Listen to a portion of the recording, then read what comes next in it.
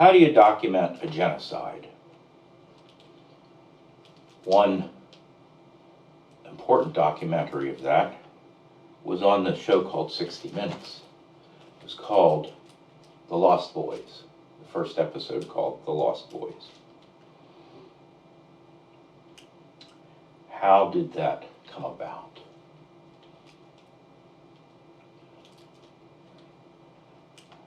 First, I will tell you something I read in a newspaper. It needs to be documented. I believe it was the Nairobi Standard. I read it a day or two after the tragic death of Dr. John Garang, at that time president of the autonomous region of South Sudan, now a nation. And the question was being asked in an editorial by one of the staff writers, one of the reporters, was the vice president, now the president, Salva Kiir, Mayardit, up to the task of governing?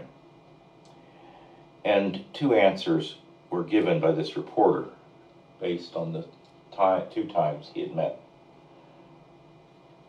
Salva Kiir Mayardit when he was the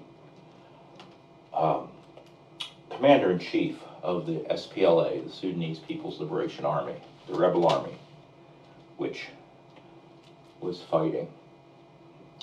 But it goes back, the story goes back to the time when Ethiopia had a change of government. And there were tens of thousands, perhaps hundreds of thousands of refugees from the 20-some years long war in South Sudan. And there were refugees in camps in Ethiopia, just across the border from Sudan. There was a change of government in Ethiopia.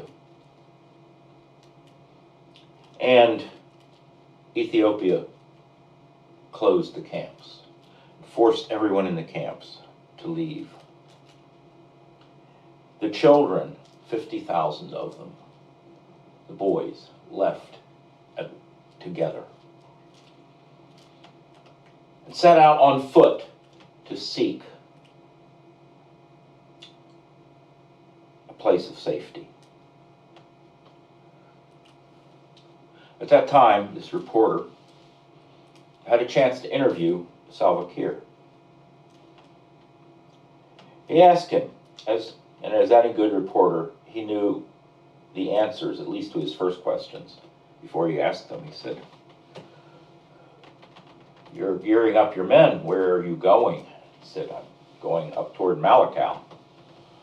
"Well, what are you going there for?" He said, "I will meet the Sudanese armed forces are sortieing out of Malakal in force, and I'm going up to meet them."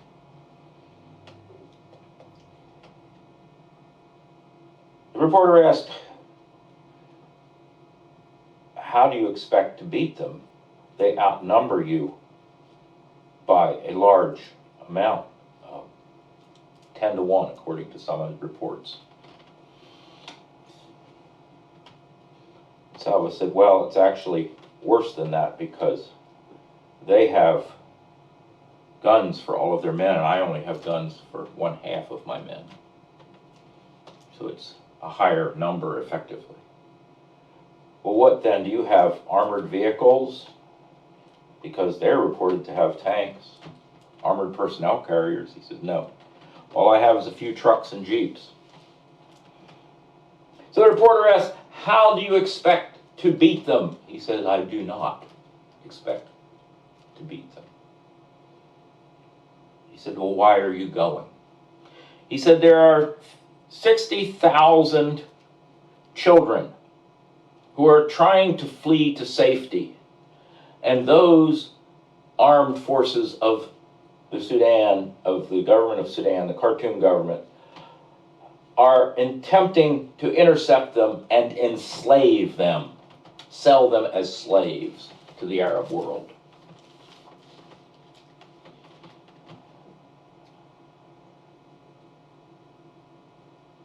We do not expect to beat the Sudan armed forces, but I hope that I will buy some time for those children.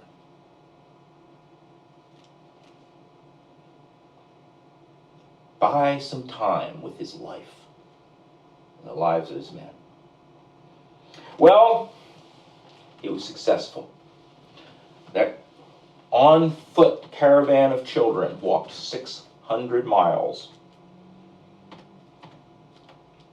They vanished into the bush of Sudan, southern Sudan, and they were lost, vanished. Until one day, at the little tiny border checkpoint near a town called Lokichogio in Kenya, a Kenyan border guard looked up, and there was a column moving down the road toward his position. When he got closer, he saw that it was a column of children, barefoot children, who had walked 600 miles to find freedom in Kenya.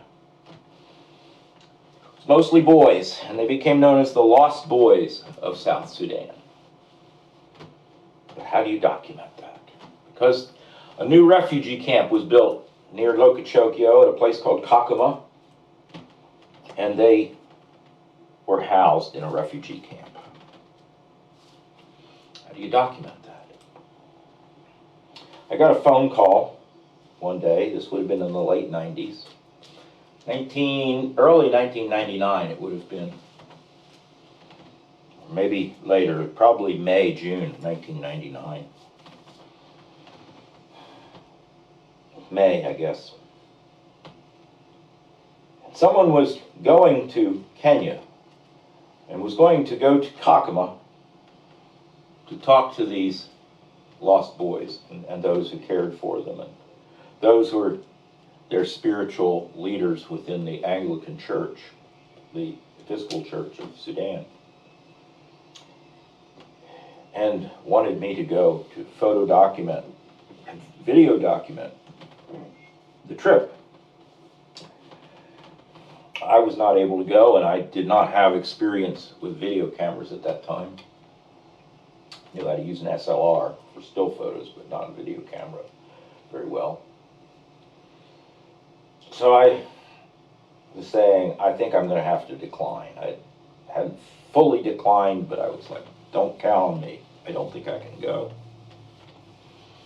I maybe could have afforded it. I had just finished a very good job as an engineering consultant. I had some money in the bank. But I didn't think I could go. I didn't think I would do a good job. I'd never been to Africa. So with that on my mind, I went on noontime to a church project. We were selected for that week to prepare the meal for the homeless at a local church. Our church would go to that church, which had better physical facilities. And so we're in the kitchen, and I'm helping to chop up lettuce, tomatoes for a salad. And one of the women is there that I'd known for years, my age, families had socialized together for years. Her daughter was there. Her daughter was now grown. I'd known her since I pushed her on a swing when she was a little tiny thing. I said, Erica, what are you up to these days? She said, well, I've just graduated. Well, what's your degree in? Cinematography. That's interesting, I thought. So what do you want to do with a degree in cinematography? And I'm thinking she wants to go to Hollywood and make a big name for herself.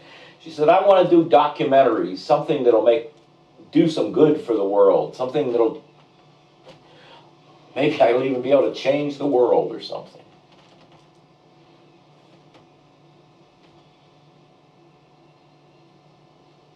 Looked her in the eye and said, such a deal I have for you.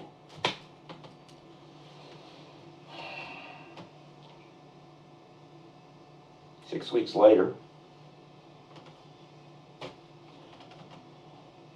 walked into church. There was her mother walking into church. She walked up to me and said, "I don't know whether to hug you or slug you on the chin." I just put my youngest daughter on an airplane to Nairobi yesterday morning.